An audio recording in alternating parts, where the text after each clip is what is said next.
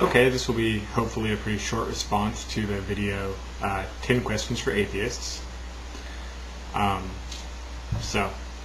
Short spiel about my background as an atheist. I was raised an atheist. Both of my parents are atheists, so I don't have a whole lot of the education on sort of Christian mythology that exists. So I'll give you my answers, and hopefully they reflect at least a decent understanding of Christianity, but that's sort of my disclaimer here. So let's get started on the questions. And some of them I don't have much answer to because, again, I'm not particularly educated in the system of Christian beliefs. So if it's something that I don't feel I'm qualified to answer, I'm either going to skip over it and I'll mention that. So the first question about how do I feel about the Christian response that God is present during all this suffering. I think I got that question right at least. How do I feel about it? Well, my sense of this issue, and again, having never been a Christian, my perspective may be different from a lot of people's. It seems that Christianity has sort of taken these different aspects of what they think God should be. They think He should be all-powerful, omnipotent, omniscient, and ever-present. And they also make the claim that God loves us all, that we're His children, we're His creations, and He loves us. And it seems to me that they've made these three different claims that are all sort of like, okay, well, this is what we think God should be. And by putting all of these different factors into a single deity, which was kind of new with the monotheistic religions, I think they found themselves in this they sort of painted themselves into a corner where now they have to do all these mental gymnastics to fit these things together. Question number 2 is, do I think Christians practice what they preach?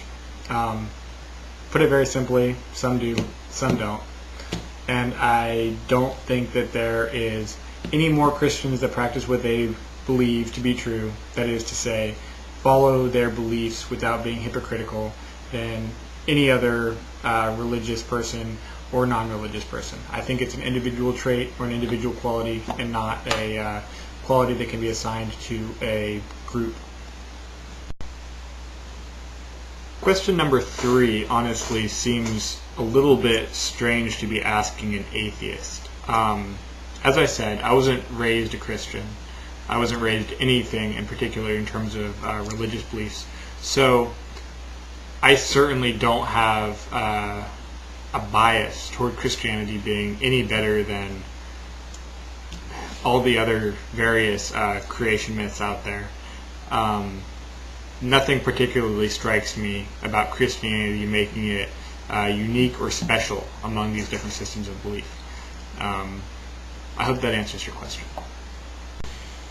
My video response has become too long, and it's mostly because of my response to question 4 about how I feel about being told I can't earn my way to salvation. So what I've done is I've made question 4 a separate video, so that will also be posted as a reply to the original 10 questions for atheists video. You should be able to view it separately. Question 5, megachurches, good or bad? I don't know enough about them to make a judgment. I don't know if they're involved in a lot of charity work or not. I think that because other churches, in my opinion, aren't spreading salvation, this sort of hokier, cheesier, give me your money kind of salvation doesn't seem any more particularly worse. So without knowing more about them, I can't really say. Question 6 is, does Christianity and science go together? Are they compatible? I have no problem with Christians being scientists and vice versa. There is a sort of inherent clash because religion has always sought to explain the natural world to us where we didn't understand it. Where did the world come from? Where did different species come from, etc. As science has progressed to explain natural phenomena, it has inevitably stepped on the toes of religion in that sense. They're both different means of explaining the world to us. And the more that science explains, the less room there is for religion to explain. Question number 7 seems kind of not like a question for atheists, so I'm going to skip that one. Let me know if I misunderstood you. Question number 8, I think, is a little bit loaded. I believe that, sure, there were probably a lot of guys named Jesus around the time when the Bible talks about a guy named Jesus walking around. I do not believe that there were any miracles, so I cannot believe that Jesus lived the life described in the Bible. So if that's what you're asking, my answer would be no. I believe that someone may have existed who had some similarity to him. I hope that answers your question.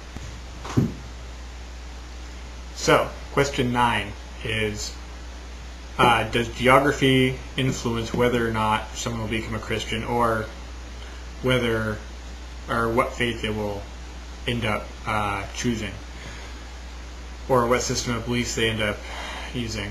I think the question is a little bit misleading. To put it simply, I think geography has nothing to do with it. I think who your parents are has everything to do with it. So, while certain areas have a very high, say, Christian population, the reason you see this segregation based on geography is because in areas with a high Christian population, Christian parents generally will indoctrinate their offspring, and you end up with Christian children. And the same thing in a Muslim country. You end up with Muslims indoctrinating their children into a Muslim faith. So while there's this high correlation between geography and faith, I don't think that there's any kind of causal relationship, which is what it sounds like you're asking. So my answer is geography, no. Social situation, absolutely.